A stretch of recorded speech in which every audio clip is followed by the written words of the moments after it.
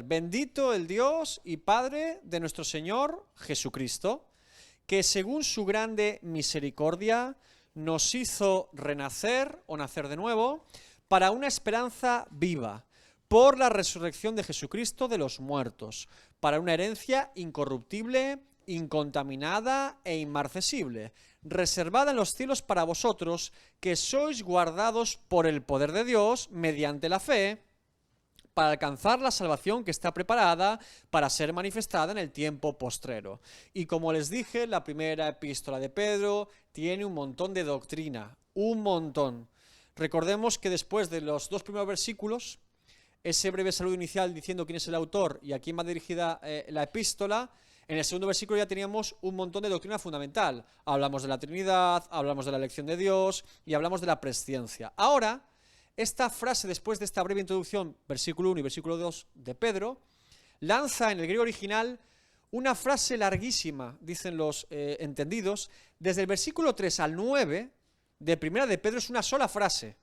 Nosotros la dividimos en versículos, pero realmente en el griego no para de escribir, y de hecho ya solo en 3 vemos que empieza a sumar y sumar información en la frase. Yo la he cortado en los 3 siguientes, pero realmente del 3 al 9 es una sola frase en el griego original. Ahora, por su propio contenido, sí podemos hacer secciones, porque va apuntando a diferentes cosas el apóstol Pedro. Ahora, hemos leído versículos del 3 al 5, y comienza de la siguiente manera.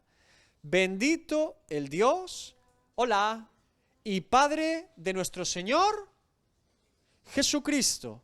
Bien, esta es una frase muy habitual en el Antiguo Testamento y en el Nuevo Testamento, con breves diferencias. Que alguien me busque Salmos 41:13. ¿Quién lo busca? Joana. Que alguien me busque Salmos 72:18. Adelante, Elena. Salmos 89:52. ¿Quién? Salmos 89:52. Ahora los apunto. Y Salmos 106:48. ¿Quién lo busca? Un chico, venga. ¿Joshua? Venga. Os los pongo aquí, Salmo 41:13, Salmos 72:18, Salmo 89:52. Vale. No sé poner los números ya. Y Salmo 106:48. ¿Quién tiene el primero? Joana era, ¿no? Adelante.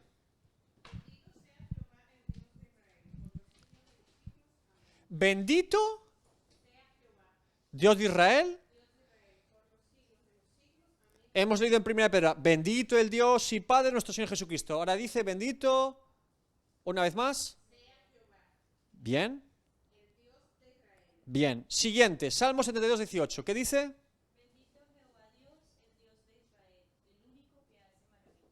Bendito otra vez, otra más. Salmos 89:52. Bendito, bendito.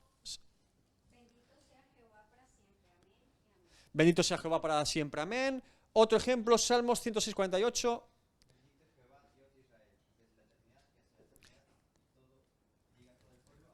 Desde la eternidad hasta la eternidad, bendito Jehová, bendito Jehová. Es algo muy común en el Antiguo Testamento encontrar este tipo de referencias a Dios. Y curiosamente el apóstol Pedro, después de su breve salutación o saludo inicial, comienza con bendito el Dios y Padre nuestro Señor Jesucristo. Fíjense, a este tipo de frases en la Biblia, que acabamos de ver aquí, se las define o se les llama como, vamos a ponerlo en rojo, doxologías. Doxología. ¿Qué es una doxología? A ver, que alguien se aventure en base al contenido que acabamos de leer. ¿Qué es una doxología?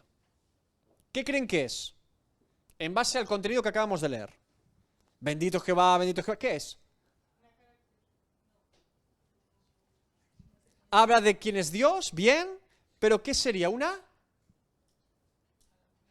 alabanza y adoración a Dios. Es una frase de alabanza y adoración a Dios, recordando quién es Él, recordando su favor. Es muy habitual encontrar doxologías por todas las Escrituras. Y esto es muy interesante porque Pedro comienza, nada más después de su saludo inicial, con una breve doxología, escribiendo prácticamente igual que en los salmistas.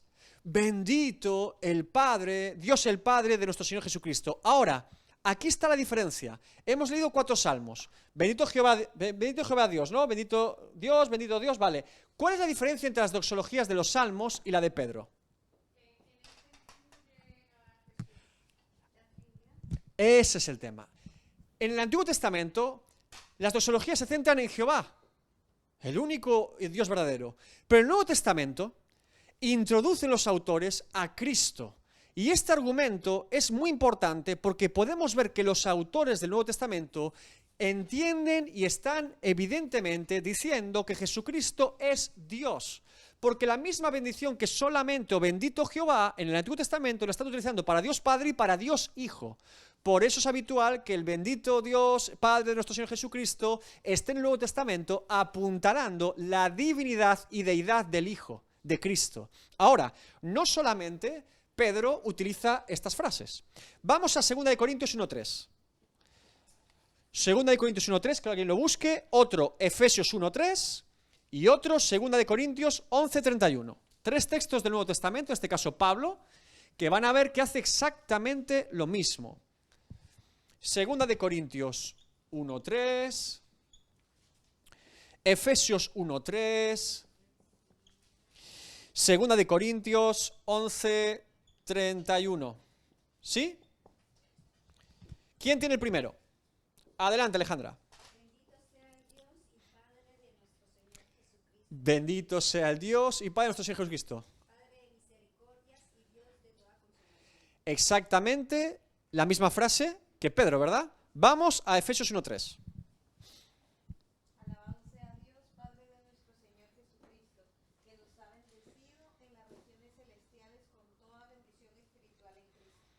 Lo mismo. Otra vez, bendito el Dios y Padre de nuestro Señor Jesucristo. 2 Corintios 11:31.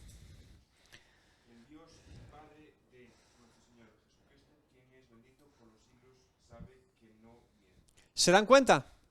Los autores del Antiguo Testamento, conocedores perfectamente del Antiguo Testamento, perdón, los autores del Nuevo Testamento, Pablo, Pedro, etcétera, conociendo perfectamente las doxologías del Antiguo Testamento, las alabanzas a Dios de los salmistas, proverbios, etcétera, de los profetas, toman ese mismo recurso e introducen en sus epístolas esas doxologías añadiendo a Jesucristo.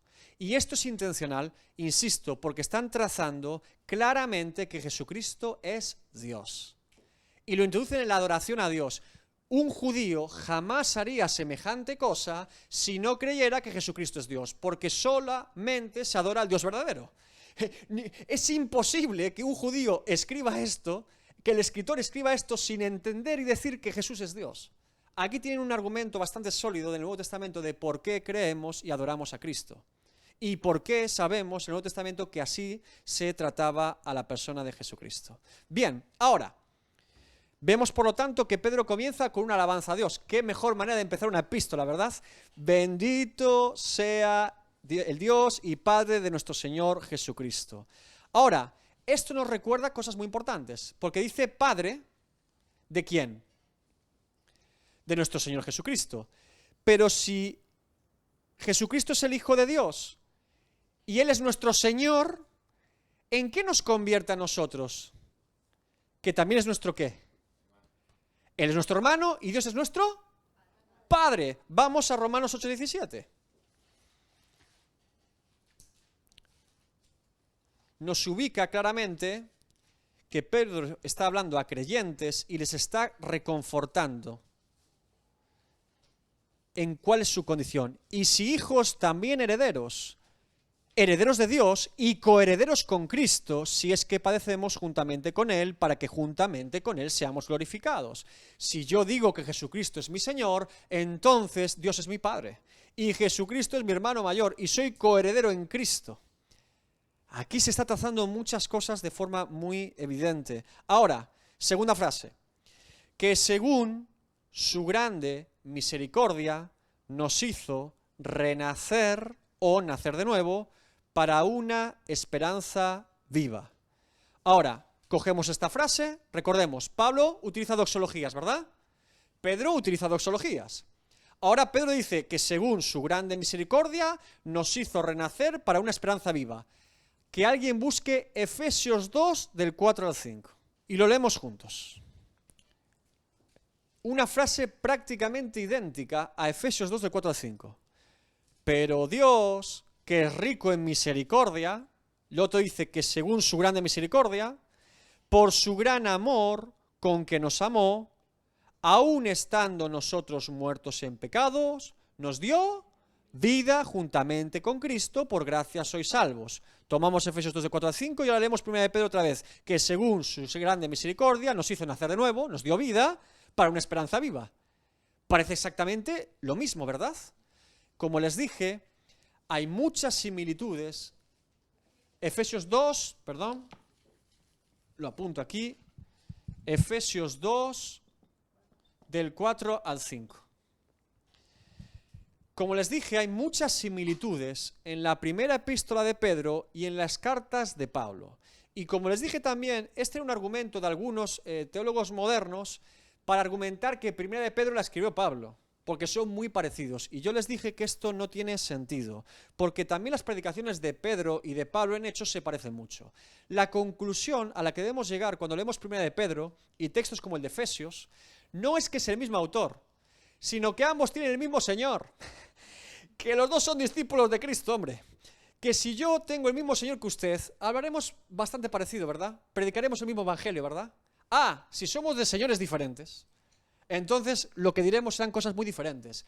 Pero es muy normal y muy natural que Pedro y Pablo coincidan en la misma doctrina, porque ambos creen en la misma doctrina que es el evangelio de Jesucristo. No hay incoherencias en este sentido. Lo que consolida precisamente esta carta es que todos los apóstoles y toda la iglesia tenían una misma doctrina, que es el evangelio de Jesucristo. Y por lo tanto coinciden. Así que la frase dice que según su grande misericordia nos hizo renacer por una esperanza viva. Pregunta, ¿por qué hemos nacido de nuevo? ¿Por qué? ¿Por su grande qué? Por su gran misericordia. Esto nos vuelve a ubicar claramente que no somos salvos, ¿por qué? Por obras, que no somos salvos por nuestras capacidades, que no somos salvos por tener sangre especial, o un color de piel especial, o una familia especial, que no hay ninguna virtud en nosotros para poder ser salvos delante de Dios, sino que somos salvos por pura gracia y misericordia de Dios. ¿Se dan cuenta que jamás encontrarán en la Biblia un solo versículo que glorifique al ser humano en su obra de redención y salvación? No van a encontrar, búsquelo si quiere y me lo escribe, no va a encontrar un solo versículo en las Escrituras que le diga que es mérito suyo el salvarse. No existe ese, no existe. Por eso es la palabra de Dios. Porque la Biblia es el único libro de ámbito, llámele filosófico, ético, religioso, lo que usted quiera, que jamás le otorga ninguna virtud al propio ser humano. Solamente a Dios, solo glorifica a Dios. Somos nuevas criaturas en Cristo por pura misericordia de Dios. Por eso, frases como yo me salvé, yo tuve fe, yo soy el protagonista de mi salvación, no lo digo, pero quizá lo creo, son un error. Hemos nacido por pura misericordia. Sí.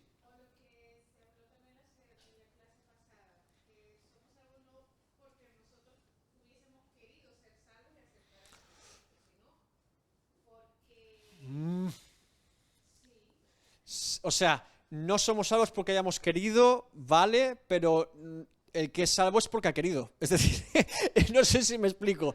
Nadie ha sido forzado.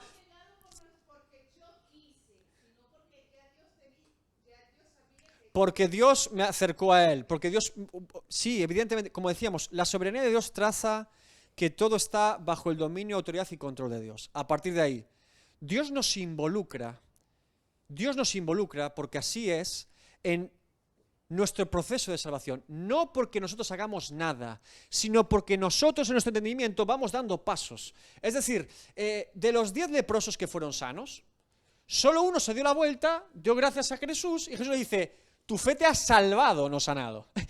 Hubo 10, pero uno dio la vuelta. ¿Fue movido a misericordia? ¿Fue movido a arrepentimiento? Evidentemente sí, porque si son 10 y solo vuelve uno, algo Dios produjo en ese tipo. Pero él fue andando, es decir, está contribuyendo de alguna manera en lo que está ocurriendo. No para otorgarse él ningún mérito, pero tampoco para ser un autómata, precisamente como un robot que soy como... No. Usted haga lo que tiene que hacer. Dios me ayuda a sostenerme en mi salvación. Bien, amén. La perseverancia de los santos, pero haga todo lo posible para permanecer santo. Es decir, yo tengo que estar viviendo una vida conforme a la voluntad de Dios. Si no, me daría a la vida. Que este es el error. Entonces, un creyente vive bajo el temor de Dios y bajo la guía de Dios y está bajo la voluntad de Dios. Eso es lo que nosotros debemos hacer. Ahora, hemos nacido de nuevo y es el mismo término que utiliza Jesús en Juan 3. ¿Recuerdan con Nicodemo? Juan 3:3, respondiendo Jesús le dijo, de cierto te digo, que el que no naciere de nuevo, que el que no renace, no puede ver el reino de Dios. Pero fijaos, hemos dicho, el protagonista de nuestra salvación es Dios. Totalmente. Él puso el arrepentimiento, como dice Pablo. Él puso la fe. Él puso todo. Y no solamente Él ha puesto en nuestra vida esto. No solamente el Espíritu Santo trae convicción de pecado a mi vida. No solamente Él me permite acercarme a Él, sino que además ha hecho la obra completa para mi redención. Y aquí está el asunto, nuestra responsabilidad. Vamos a Juan 3:14, porque Jesús le dice, de cierto te digo, que el que no naciere de nuevo no puede ver el reino de Dios. Pero ¿qué dice Juan 3:14? Y como Moisés levantó la serpiente en el desierto, así es necesario que el Hijo del Hombre sea levantado, para que todo aquel que en él cree, no se pierda, mas tenga vida eterna. Involucra el creer en Dios, en creer en Cristo. La fe es lo que me conecta a la obra de Cristo. Por lo tanto, sí o sí, el creyente para ser salvo tiene que tener fe. La fe es de Dios, si yo no lo discuto, pero tengo que creer. Tengo que creer. Si no, no puedo ser salvo, no puedo nacer de nuevo. Ahora, desde que nacemos de nuevo tenemos una esperanza viva, porque dice que según su grande misericordia nos hizo nacer de nuevo para una esperanza viva. Este es el motivo. Ahora, pregunta, ¿cuál es nuestra esperanza viva? ¿En qué confiamos? ¿En qué tenemos esperanza? ¿Con quién? Nosotros creemos, un creyente cree que la muerte en esta vida no es el fin. Creemos que tenemos esperanza de vida eterna en Cristo. Creemos que nosotros estábamos en nuestros delitos y pecados muertos, pero que Cristo cambió nuestras vidas y ahora vamos a una vida eterna con Él. Esto es lo que se basa la fe de un creyente. Y esto es muy importante porque para apuntalar lo que está diciendo Pedro, dice la siguiente frase justamente después. Por la resurrección de Jesucristo de los muertos. Otra doctrina fundamental de cualquier creyente. El creyente cree no solamente que Jesucristo murió por nuestros pecados en propiciación por ellos, sino que resucitó. Que la muerte no lo pudo retener. ¿Y por qué Pedro apuntala nuestra esperanza viva en base a la resurrección de Jesucristo? Porque si yo, hermano, amigo, no creo que Jesucristo resucitó, entonces yo no creo que yo voy a vivir por la eternidad con Cristo. Porque si Cristo no resucitó, ¿quién me espera allí? Y peor aún, ¿cómo yo voy a resucitar? Si el primogénito de resurrección no resucitó, ¿por qué Dios me iba a resucitar a mí antes que a Él? ¿Me está entendiendo? Es una doctrina fundamental creer no solamente la justificación por la obra de Cristo en la cruz, sino la resurrección que confirma la obra completada de Cristo. Doctrina fundamental. Oh, David, pero esto es una locura para el hombre. No me lo digan. Pablo, en el Areópago, dijo resurrección y lo echaron. Dijeron, ya hablaremos otro día. Claro, sí, locura para el que no cree. Pero si un creyente no cree la resurrección de Cristo, yo no diría que es creyente. Porque entonces, ¿en qué cree? Fíjense cómo el apóstol Pablo de forma magistral dice exactamente esto. 1 Corintios 15, 12, 22. Un texto que ustedes deben conocer sí o sí referente a la resurrección de Cristo. 1 Corintios 15, del 12 al 22, lo leemos entero. Un texto maravilloso que solamente leerlo ya te dice Pablo todo. Pero si se predica de Cristo, que resucitó de los muertos, ¿cómo dicen algunos entre vosotros que no hay resurrección de muertos? Porque si no hay resurrección de muertos, tampoco Cristo resucitó.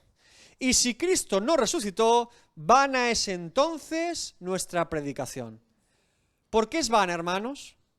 Vana también es vuestra fe. Fíjate lo que Pablo empieza a deconstruir, a desmontar lo que implicaría quitar la resurrección de Cristo. 1 Corintios 15, 12 al 22. Fíjense lo que hace Pablo. Bien, Corintios, he oído que alguno de ustedes niega la resurrección de los muertos. Si usted niega la resurrección de los muertos, niega la resurrección de Cristo. Si usted niega la resurrección de Cristo, vana es nuestra predicación y vana es nuestra fe. Y ahora argumenta por qué. Y somos hallados falsos testigos de Dios, porque hemos testificado de Dios que Él resucitó a Cristo, al cual no resucitó, si en verdad los muertos no resucitan. Porque si los muertos no resucitan, tampoco Cristo resucitó, y si Cristo no resucitó, vuestra fe es vana. Aún estáis en vuestros pecados. Entonces también los que durmieron en Cristo perecieron. Si en esta vida solamente esperamos en Cristo, es decir, no en la vida eterna, somos los más dignos de conmiseración de todos los hombres. Mas ahora Cristo ha resucitado de los muertos, primicias, primero, de los que durmieron es hecho. Porque por cuanto la muerte entró por un hombre, también por un hombre la resurrección de los muertos. Porque así como en Adán todos mueren, también en Cristo todos serán vivificados. La argumentación magistral del apóstol Pablo, inspirado por el Espíritu Santo, de por qué la resurrección de Cristo es troncal en la fe de un creyente, y es doctrina fundamental. La resurrección de Cristo, porque si no, dice Pablo, ¿de qué estamos predicando? Literalmente, ¿de qué hablamos? ¿Hablamos para ser perseguidos, condenados, matados, apresados, decapitados, con una esperanza que no es viva? Ahora, Pedro, conociendo perfectamente, dice, esperanza viva. Nos mantiene vivos, nos mantiene calientes, nos mantiene en fuego, nos mantiene atentos, nos mantiene vigilantes, cercanos a la voluntad de Dios, porque creemos en la resurrección de Cristo. Y hermanos, como dice Pablo, si Cristo no resucitó, estamos haciendo el ridículo. Pero si Cristo resucitó, ¿quién nos separará del amor de Dios? ¿Qué tribulación o prueba? ¿Qué duda o enfermedad? Si yo tengo mi fe depositada en Cristo y en lo que Él ha hecho y en lo que Él es, entonces es muy difícil que usted me mueva, ¿eh? Va a ser complicado que usted me desconvierta. Bien. ¿Nay?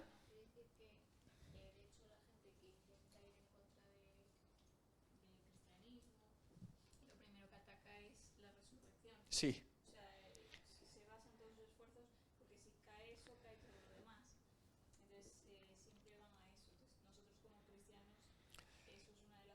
Es uno de estos pilares, es correcto. Siempre, y les dije la semana pasada, siempre se va a apuntar a Cristo y a la cristología. Siempre. Toda la piedra de tropiezo de toda la sabiduría humana, religiones y falsas doctrinas, siempre es en Cristo. De ahí va todo lo demás. El debate no está en la tribulación, medio tribulación o postribulación. El debate siempre está en Cristo. Ahí está el conflicto. Y ahí es donde uno se tiene que enrocar y decir, no. Dios dice esto, su palabra dice esto, esto es lo que hay. Ahí sí que tenemos que ser rígidos, firmes en la fe, porque hemos depositado nuestra confianza en Jesucristo y todo lo que eso implica. Ahora, como les he dicho, si Cristo resucitó de los muertos, yo tengo promesa de también ser resucitado juntamente con Él y ser coheredero juntamente con Él.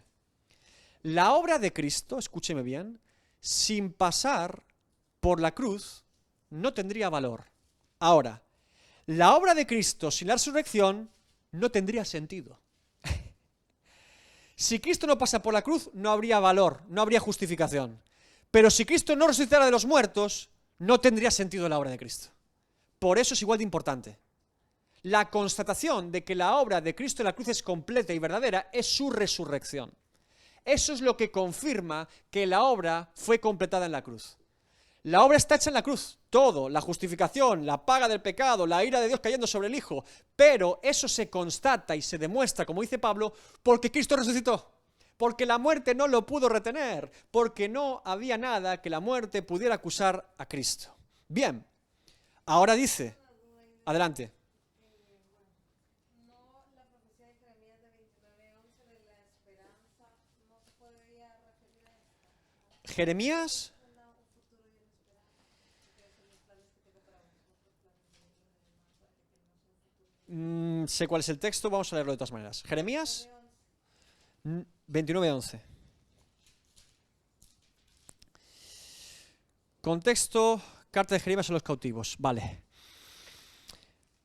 Estas son las palabras de la carta del profeta Jeremías. Envió a Jerusalén a los ancianos que habían quedado de los que fueron transportados a Babilonia. Vale. Porque yo sé los pensamientos que tengo acerca de vosotros, dice Jehová.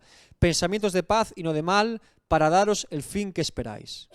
Evidentemente, es un texto que nos habla de la redención de Dios. En ese contexto, si lo aplicamos literalmente, está escribiendo a los cautivos de Babilonia.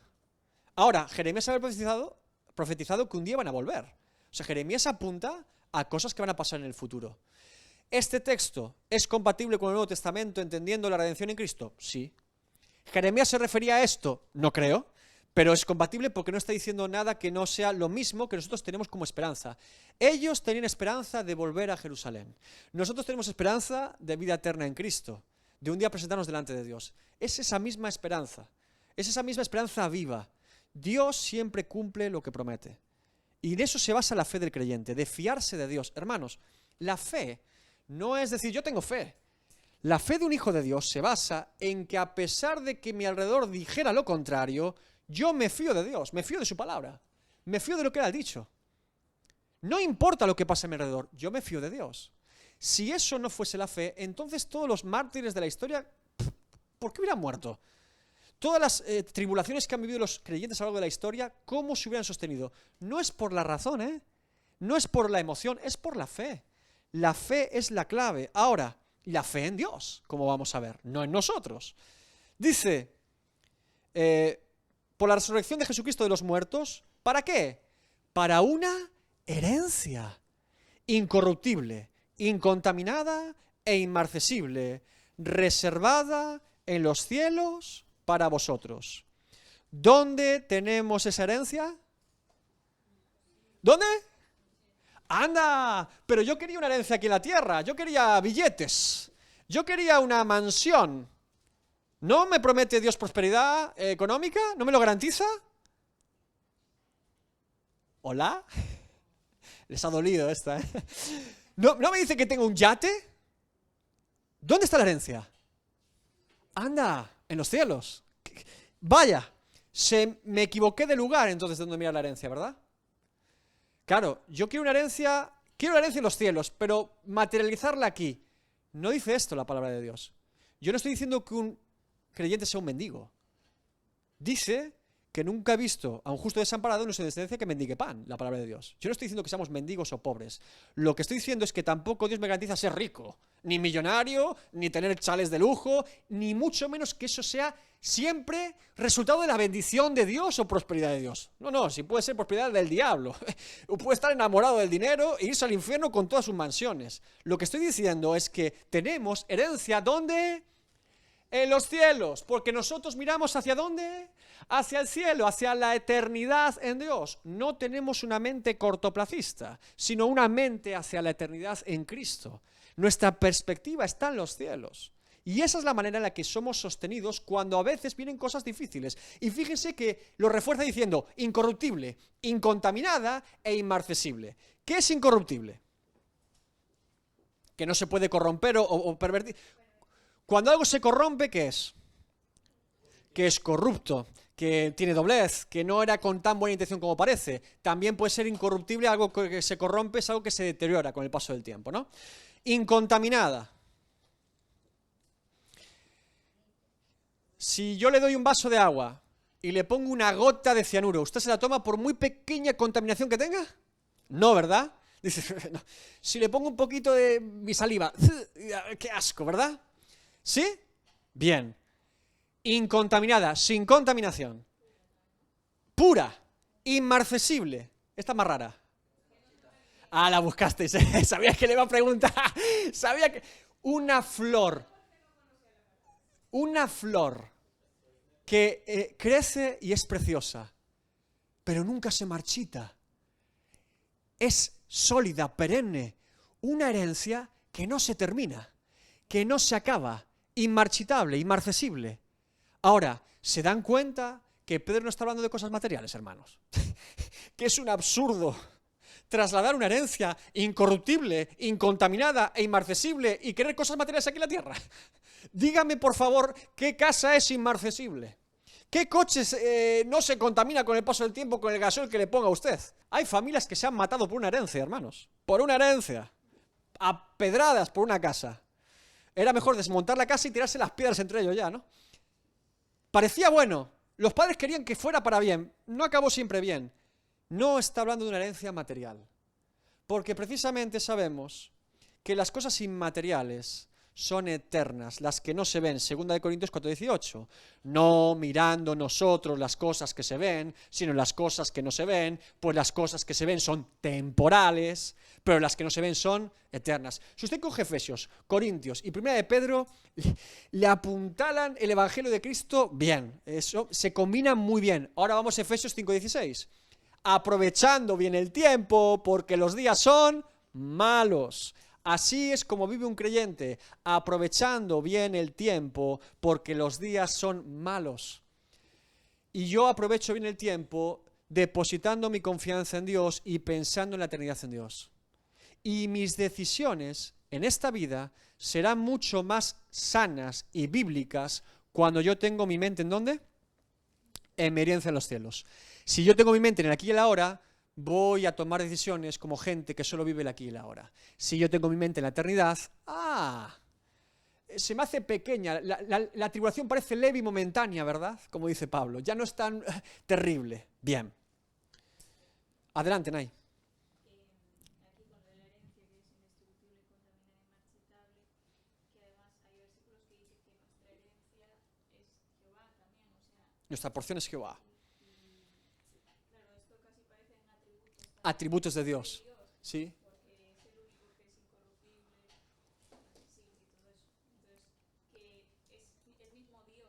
Él es nuestra propia... En último término, recuerden algo muy importante. Dios es un Dios generoso, Dios es un Dios bueno, Dios es un Dios grande. Nuestra mayor herencia, como dice Nayara, es Él. ¿Usted cree que le va a faltar de algo? Dijo Thomas Goodwin, un puritano, el abuelo de los puritanos, escribe algo como esto. Dice, si yo fuese al cielo y allí no estuviera Jesucristo, eso para mí sería el infierno. Me iría a otro lugar a buscar... O sea, para mí el cielo es Cristo. Y a partir de ahí, todo lo que haya, bien, pero mi cielo es Cristo. Él lo entendía perfectamente. Eso es lo que nosotros anhelamos. Estar delante de nuestro Dios. Ahora, recordemos que estos versículos de introducción de Pedro a la epístola son de ánimo y aliento. ¿Cómo usted se pone? Si yo le hablo de una herencia eterna, de una herencia en los cielos, inmarcesible, incorruptible, perfecta. Yo le hablo de que la resurrección de Cristo es verdadera, de que estamos apuntados en la verdadera fe. Uno se alienta.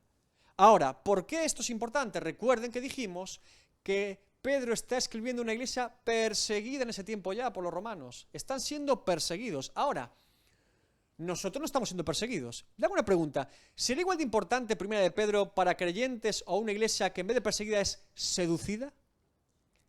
Yo creo que es igual de importante.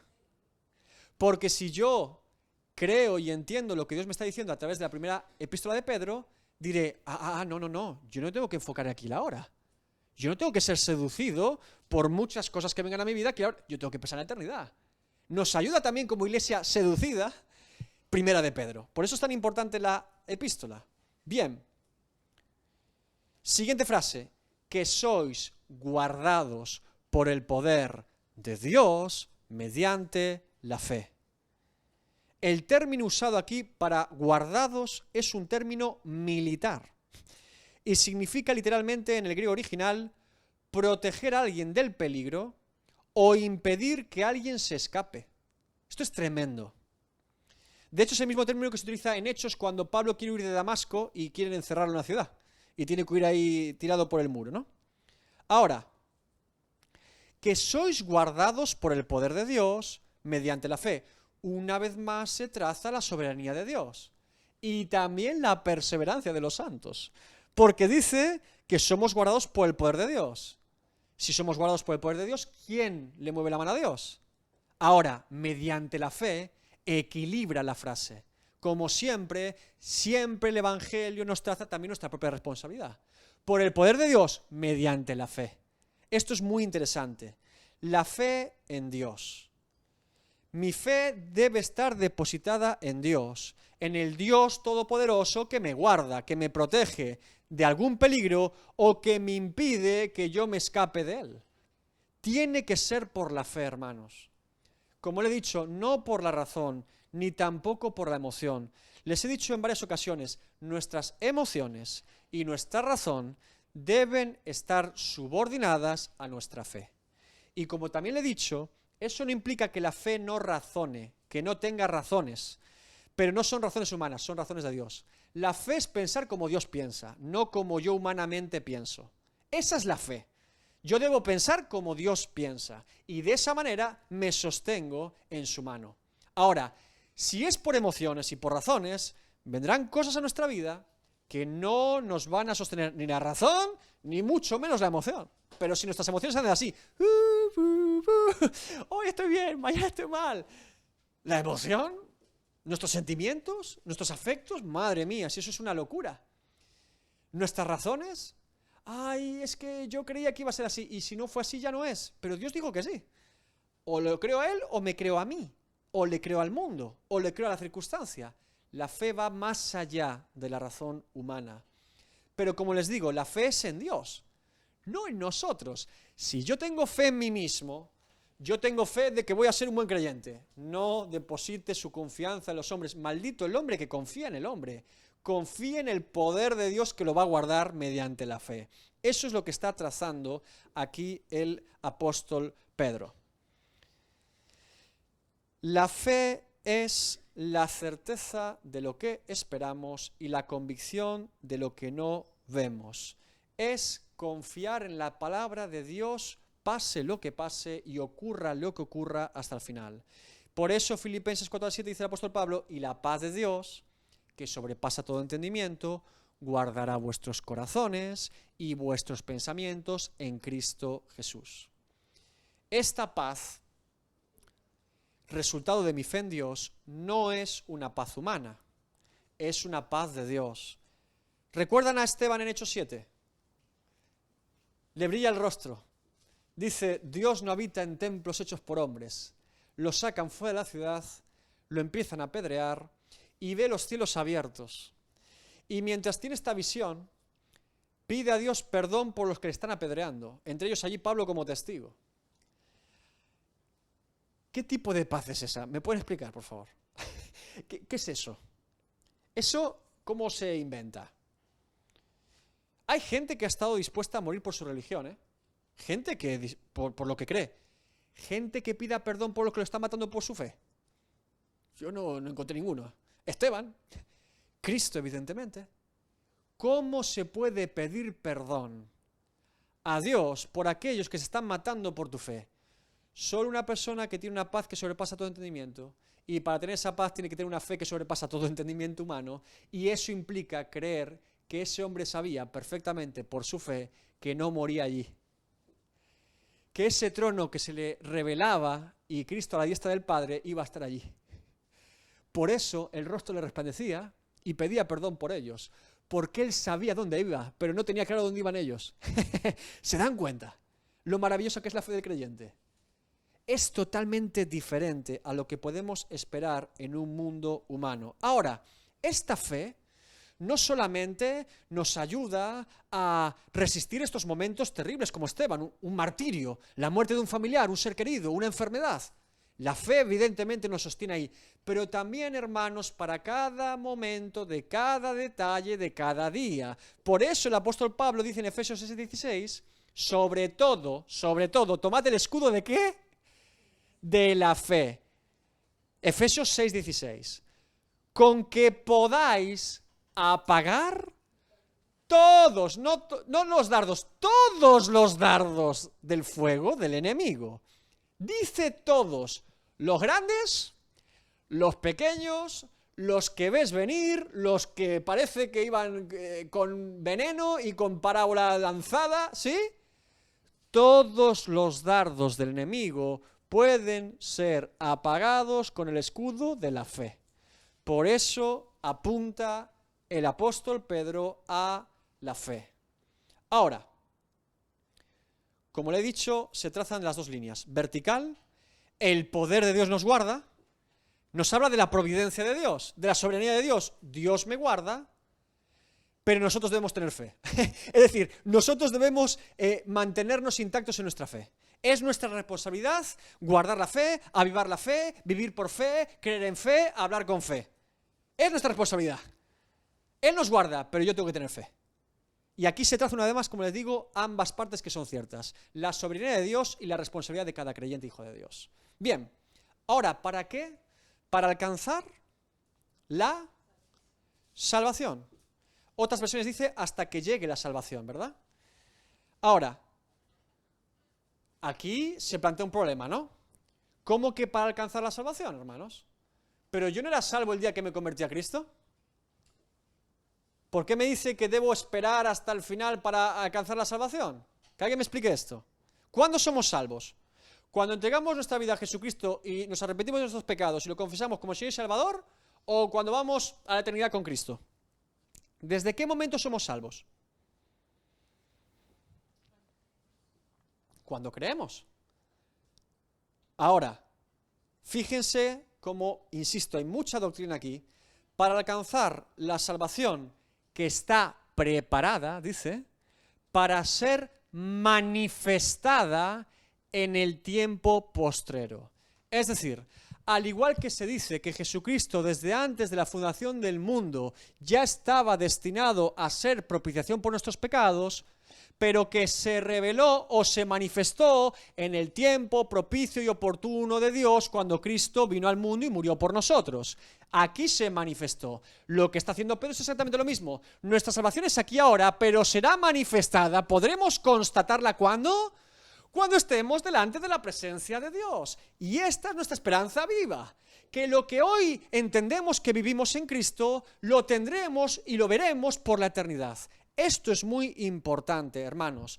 Cristo murió y resucitó, como le dije, porque su resurrección era una constatación de su obra en la cruz. Una manifestación de que la obra había sido completada. Del mismo modo, nuestra eternidad en Cristo será la constatación, la manifestación de que verdaderamente éramos hijos de Dios. Básicamente, ahí se rompen un montón de dilemas. Por eso dice, el que persevere hasta el fin, ese será salvo. No es que no sea salvo hoy, es que la constatación de que yo soy salvo, hijo de Dios, la tendré en la eternidad. Ahora, esto nos habla, por lo tanto, de la perseverancia de los santos. Fíjese, se podría interpretar, ¿vale? Si yo no estoy allí cuando sea la eternidad, es que nunca fue salvo, es que perdió. Yo no le voy a trazar nada de esto. Yo solo le digo que los que son salvos serán manifestados salvos en el día de la resurrección delante de la presencia de Cristo. Es lo que te puedo decir. Eso es la constatación, el hecho. Di.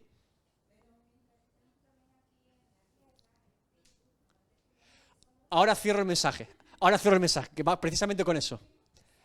Ese es el tema. Ahora te hablo de esto.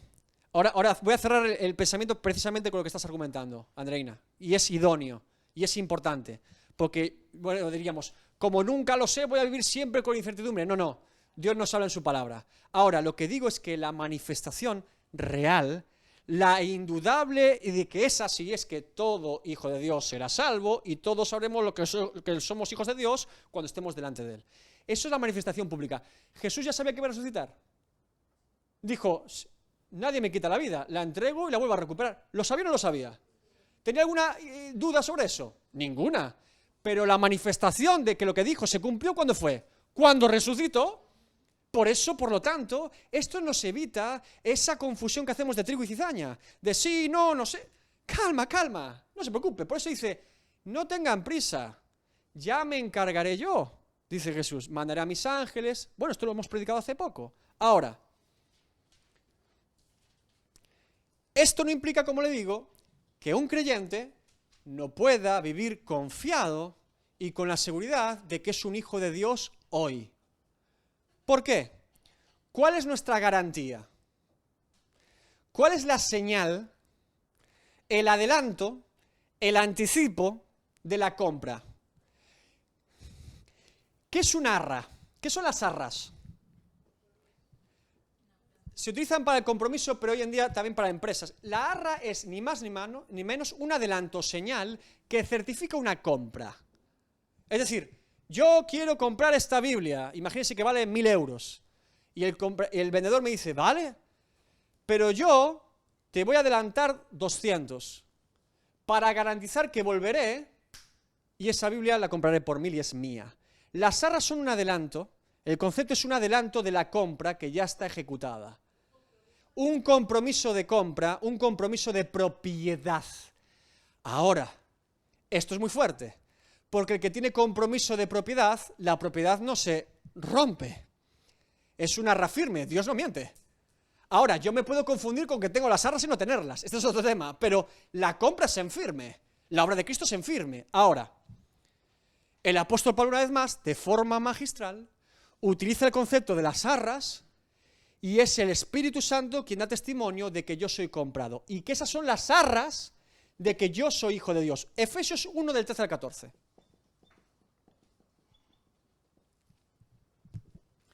En él también vosotros, habiendo oído la palabra de verdad, el evangelio de vuestra salvación, y habiendo creído en él, fuisteis sellados con el Espíritu Santo de la promesa, que es las arras de nuestra herencia hasta la redención de la posesión adquirida para alabanza de su gloria. Segunda de Corintios 1, 21 al 22. Y el que nos confirma con vosotros en Cristo y el que nos ungió es Dios, el cual también nos ha sellado y nos ha dado las arras del Espíritu en nuestros corazones.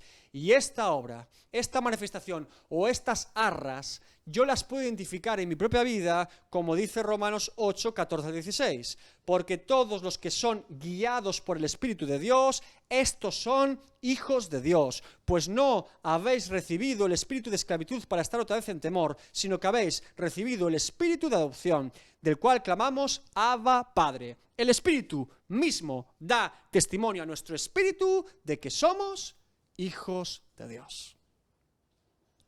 Ahí usted tiene las arras que nos identifican y que nos mantienen con una esperanza viva. Todo creyente que ha vivido su vida en la tierra, un verdadero hijo de Dios, tenía la constatación de que era un hijo de Dios. Ahora, no todos los que se creían hijos de Dios eran hijos de Dios. ¿Me ha entendido? Todo verdadero creyente tenía la constatación de que era hijo de Dios. Pero no todos los que dicen ser hijos de Dios y que tienen esa seguridad son hijos de Dios. Y puede ocurrir, tampoco usted se fatigue con esto, y lo sé por mis queridos amigos puritanos, los quiero mucho, mis queridos ingleses del siglo XVII, estos hombres de Dios tenían tanto temor de Dios y tenían una vida tan piadosa y tan de búsqueda de santidad que muchos de ellos, incluso en su momento final de vida, a punto de morir, tenían dudas de su salvación. Tenían temores sobre su salvación. Y su vida reflejaba un hijo de Dios. Pero su mente les hacía tener temores y dudas. ¿Habré dejado algo por el camino? ¿Habré hecho algo? ¿Me habré autoengañado? John Bunyan, en El progreso del peregrino, cuando cierra el libro, traza esa idea, porque él era puritano, cuando cristiano pasa por el río y tiene miedo.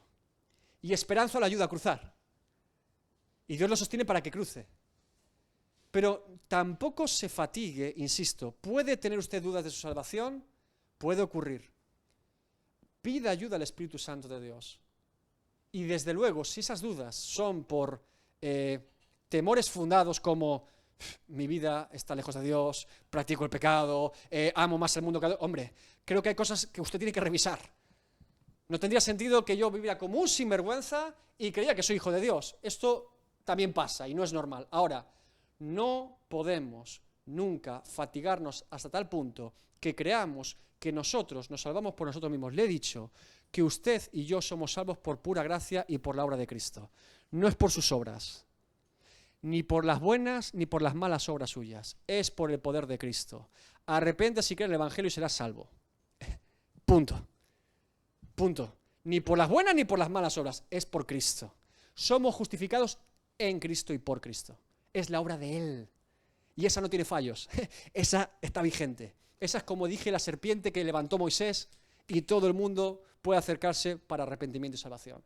Si entendemos esto, viviremos una vida creyente con esperanza viva, con prudencia, con temor de Dios, pero confiados y con nuestra confianza en Cristo. Y el Espíritu Santo, recuerden, como les he dicho muchas veces, no es una sensación particular, no es una emoción puntual, no es un autodoctrinamiento, soy, no. El Espíritu Santo es la tercera persona de la Trinidad, o tercera subsistencia, llámele. El Espíritu Santo es Dios, lo voy a dejar ahí, y el Espíritu Santo obra en nosotros, porque somos templo del Espíritu Santo.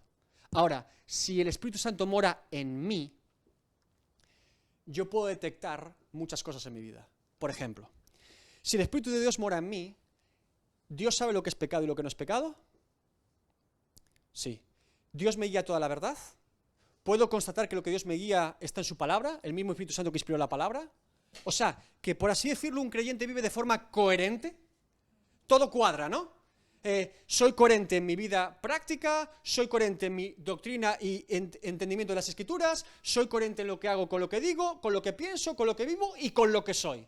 Es coherente un creyente. Tú ves a Pablo, la vida de Pablo, lo que habla Pablo, y el tipo es coherente. Te gustará más o te gustará menos, pero es coherente. Pedro era coherente. Ahora, cuando empiezan las incoherencias, algo está fallando. O me estoy alejando de la voluntad de Dios, o estoy dejando de escuchar la guía del Espíritu Santo, o estoy dejando de leer su palabra. Todo se armoniza en Dios. Todo se armoniza. Por eso lo he dicho, un verdadero creyente es un mejor esposo, un mejor padre, un mejor trabajador, una persona que puede servir en un ministerio. Es mejor en todo, no por él, hombre, sino por Cristo en él, que lo hace ser más coherente, más armonioso con la voluntad de Dios. Puedo detectar, por eso le dije siempre que por su fruto, y el fruto es lo que yo mismo puedo ver en mi vida. ¿Qué fruto estoy dando? ¿Cuál es mi fruto? ¿Cuál es mi testimonio? No obras, hermanos, insisto. Sí, las obras apuntalan una fe verdadera, pero no se queden agobiándose, tengo que hacer. No, tengo que ser. Porque cuando yo soy, hago. Cuando la fe es verdadera, actúa. Si no, vamos a estar frustrándonos siempre intentando demostrar algo a los demás que no somos y a nosotros mismos de lo que no somos. Tengo que ser para hacer, no hacer para ser. La obra es de Cristo, no nuestra. Bien, adelante, Nay.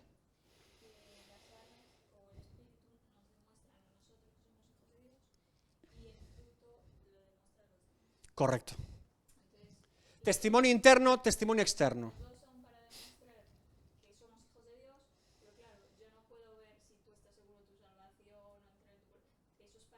Correcto. Hay gente que dice, no, yo soy hijo de Dios y ya está. Y me creo hijo de Dios y uno puede ver por el fruto y dice, pero es que no me cuadra, ¿no? Entonces, nosotros lo que tenemos que ver es el fruto. Correcto.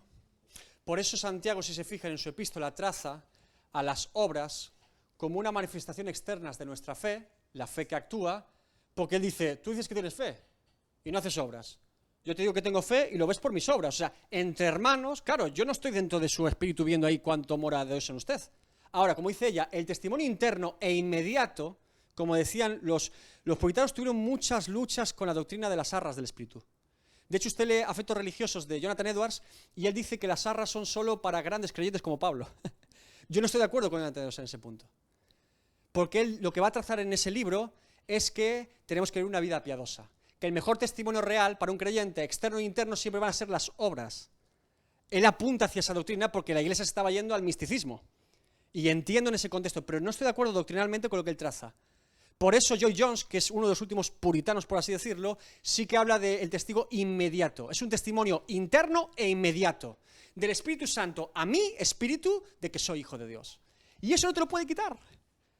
Ahora, no, yo me puedo autoengañar. El Espíritu me dice, bueno, ¿qué te dice? Y siempre lo mismo, hermanos, ¿cuál es el propósito? Soy hijo de Dios, ¿cuál es el propósito? Dime tu propósito. Mi propósito es vivir como un sinvergüenza para la gloria de ¿quién? ¿De Dios? No, me dirás. Entiende que no hay coherencia. Todo tiene coherencia y armonía cuando vivimos el Evangelio de Cristo en plenitud. Y todo empieza a desmantelarse de forma sospechosa cuando empezamos a poner cosas raras ahí. Ahora, cierro simplemente diciendo que Pedro comienza esta epístola después de su saludo inicial, primer versículo y segundo versículo, dando a los lectores una fragancia de evangelio. Dice, bien, tribulaciones, persecuciones, pruebas, levanta tu mirada. No te quedes mirando el ahora. Mira al cielo, piensa en tu eternidad en Dios, piensa en la gloria de Dios, piensa en la obra de Cristo, piensa en todo lo que Cristo ha hecho por ti y cómo Dios te sostiene. Les levanta el ánimo, la mirada, para que empiecen a mirar al cielo y no al suelo. Y es maravilloso que esto ocurra y debe ser así. Por eso es una epístola que nos trae aliento. Él consolida el ánimo del creyente y la vida del creyente práctica con sana doctrina, apuntalando resurrección de Cristo, cierta, Dios trino, cierto, salvación por la fe, cierto, no por obras, cierto. Te va lanzando todo, pero de forma muy sutil. Va apuntalando las doctrinas y tú te vas, sin darte cuenta, te vas elevando en el texto. Pues soy hijo de Dios y esperanza de vida eterna, y esto te anima. Esto es palabra de Dios, directamente inspirada por su Espíritu Santo. Y insisto, hemos leído solo 5 versículos, pero aquí Pedro empieza. Por eso, Pedro, para mí, es uno de los mayores hechos de que Jesucristo es verdad. Porque Pedro, hermanos, era el pescador arrogante, terco, impetuoso. Pedro era Pedro, tú lees a Pedro aquí y dices tú, madre mía, cuánta sabiduría, cuánto conocimiento de Dios. ¿Cómo creció Pedro? ¿Cómo creció Pedro tanto? No habían pasado tantos años. Recuerden que no había internet. Yo me preparo esto y busco, me suenan 5 palabras de un versículo, ¡pum!, me sale, y ya lo encuentro. Ellos, para tener un rollo en aquella época ya era que había que pagar. Pablo tenía algunos. Le decía a Timoteo, tráeme los rollos. Pedro es un hombre del vulgo, un pescador de Galilea. Pero este Pedro es tremendo. ¿Cómo está este hombre fortalecido en Cristo? ¿Cómo ha crecido en Dios? Es tremendo el progreso que Pedro tuvo para ser un verdadero apóstol de Jesucristo y un verdadero testigo y enviado de Cristo. Jesús no se equivocó con Pedro. Si no se equivocó con Pedro, tampoco se equivocó con usted. Anímese. Tenemos larga tarea por delante. Esa es la manera de entender nuestra vida en Cristo. Siempre creciendo. Pedro había crecido un montón y lo podemos ver en su carta. Es tremendo. Así que vamos a seguir avanzando. Vamos a ver también la parte más práctica que él tiene, más pastoral. La epístola es muy completa. Vamos a ver textos también particulares. Pero quédense con la idea, insisto, de que Pedro traza doctrina fundamental y a la vez está animando y elevando la mirada del creyente hacia la eternidad en Cristo. Y es la mejor manera de comenzar una epístola.